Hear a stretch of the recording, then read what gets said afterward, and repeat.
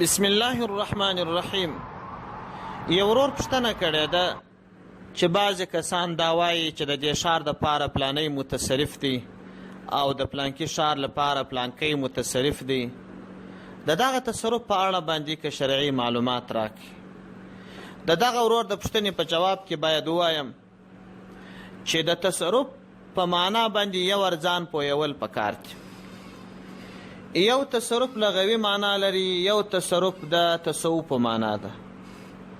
د تصرف لغوي معنا دا ده لکه یو سړی چې په خپل سرای کې صلاحیت لري، په دې سرای کې یوه خونه راچپه کوي، نړوي او هغه خونه بیرته ودانوي او درختې لګوي، نوې شنې کوي، بعضې درختې کاږي، د بعضې درختو شاخونه وهي. دغه سړی تصرف په خپل باغ کې کوي.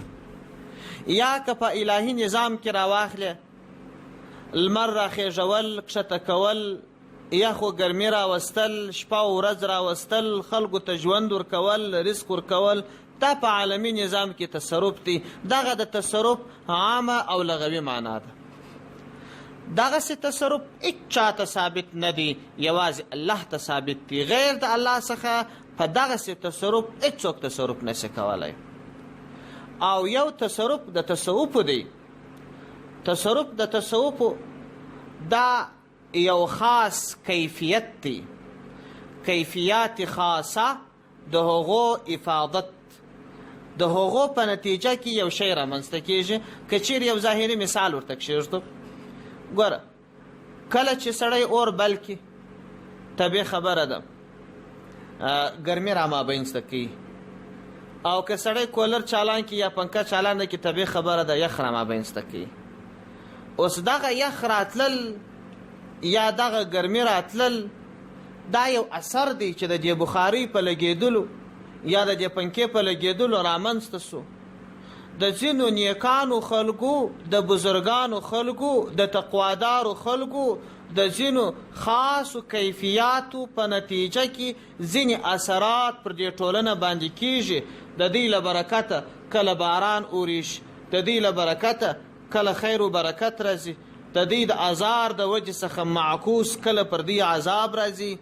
دغه تصرف د تصوف دی. دغه تصرف سته، دا تصرف ثابت دی. خبره چې مجمجله ده، خبره چې پر خلکو باندې پوشیده ده، هغه په دې کې په دې وجه پوشیده ده چې خلک تصرف د تصوف او تصرف لغوي نه سره پیژني. که ظاهرا چاته ووایه چې پلانکی سړی د ښار متصرف دی، د ده په ذهن کې خو هغه د تصوف و تصرف نسته، په هغه خدای خبر نه دی. دی دا لغوي تصرف ته ګوري، هغه کافر سوی فلان و فلان هر څه الله کوي. نو حاصل دا چې هر ښار لره یو یا دوه متصرفین جوړېدای سي تصرف د تصوف، او کم تصرف چې په لغوي لحاظ باندې دی، دا تصرف غیر د الله څخه هیڅ چاته نشي راتللی.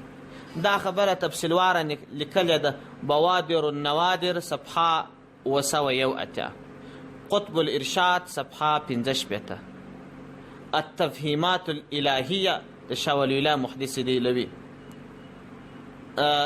التفهیمات الالهیه د شاه اشرف علي تانوي رحمه الله، جل اول صفحه 11. والسلام علیکم ورحمة الله وبرکاته.